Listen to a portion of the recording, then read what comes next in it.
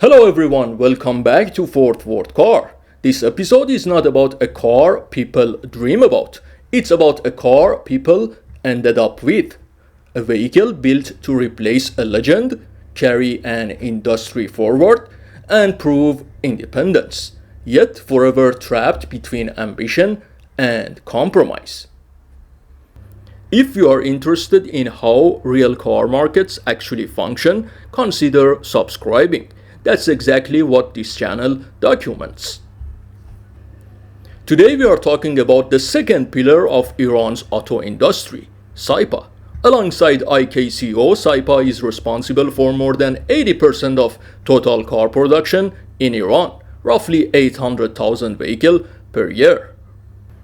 And the car we are focusing on today is one Saipa proudly introduced as its symbol of independence, a direct replacement for the legendary Pride. This is Tiba.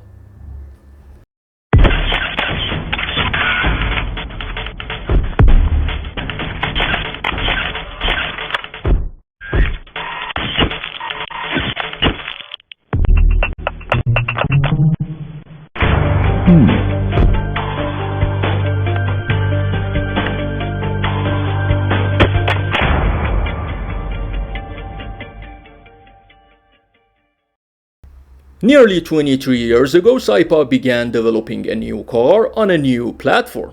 The project was delayed repeatedly for multiple reasons. One of them was Saipa's involvement in the Renault Logan project, which slowed internal development. Eventually, Saipa introduced a platform called X200, derived from the original Pride architecture.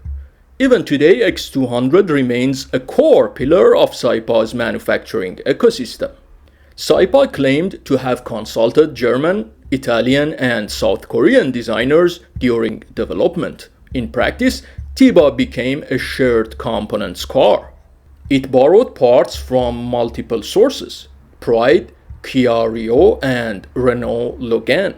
This wasn't coincidence, it was cost control. In 2008, Saipa introduced the car under the name Miniature. By reusing components from existing models, development costs were reduced to roughly 120 million US dollars, a relatively low figure by automotive standards. Tiba was aimed squarely at middle-income buyers, affordable, practical, and easy to maintain. In 2010, the first Tiba was officially handed over to a customer. 2 years ago, I made a video where I talked about the hatchback version of Tiba. Today, it's all about the sedan version. Saipa claims that Tiba was designed with help from an Italian company. The front section looks exactly like the hatchback version. One interesting detail: the grille is built into the hood. It's not a separate piece, so when you open the hood, the grille lifts with it. Saipa tried to give the car a modern, slightly dynamic appearance, at least by Iranian market standards. The elongated, swept-back headlights reinforce its attempt at a sleek, aerodynamic expression. They follow the styling trends of compact sedans from the early 2000s. The simplicity of the front bumper just proves how budget-conscious the company was in developing this car.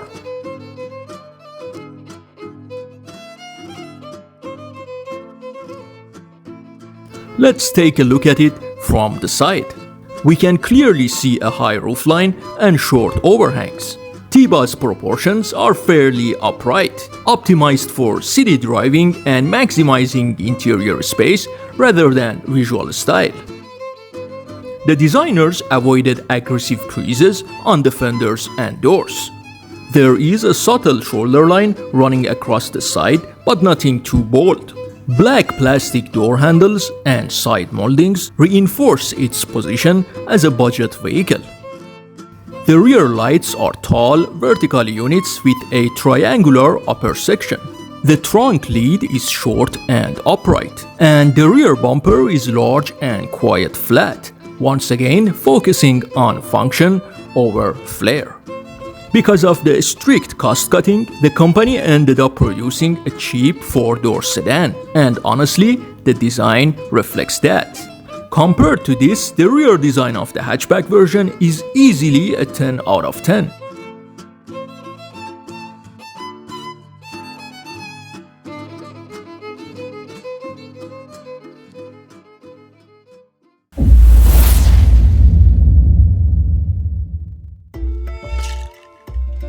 Just like every episode, I searched online and eventually found what I needed: a neat 5-year-old car.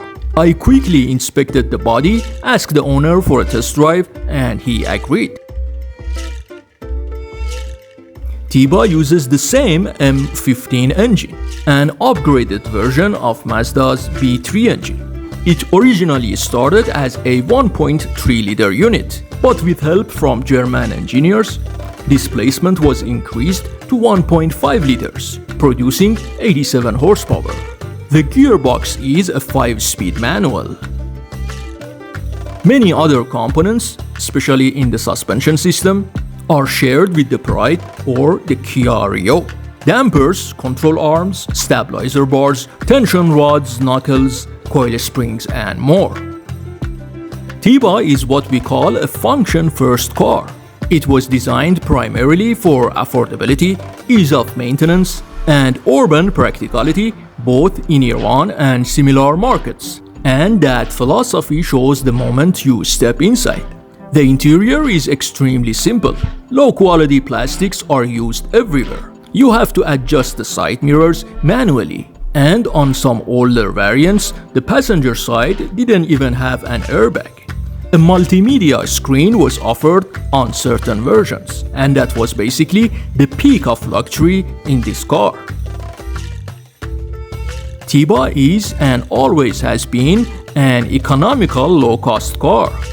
Naturally, we can't expect too much. Still, I personally believe it could have been built with better quality, but the company chose not to.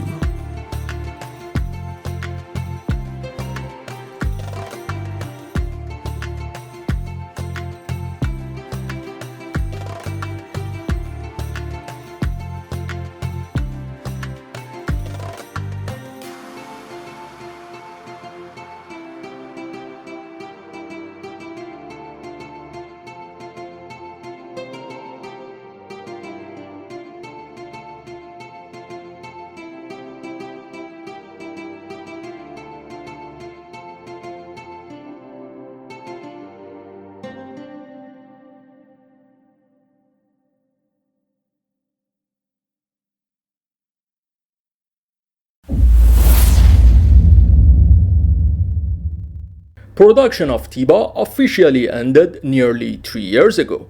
According to Saipa, the reason was new safety standards introduced by Iran's National Standards Organization. To continue production, manufacturers were required to meet updated criteria. Tiba didn't. Despite this, Tiba remained popular, especially in the post-Pride era, largely due to its affordability. The latest models produced 3 to 4 years ago now sell for around $5,000. Around 2012, Saipa began exporting Tiba to Ukraine. At the time, finding a brand new car for $7,000 in Eastern Europe was nearly impossible. Tiba briefly became the cheapest new car in the market. Alright folks, thanks for watching this episode. If this kind of automotive reality interests you, make sure to subscribe. See you soon.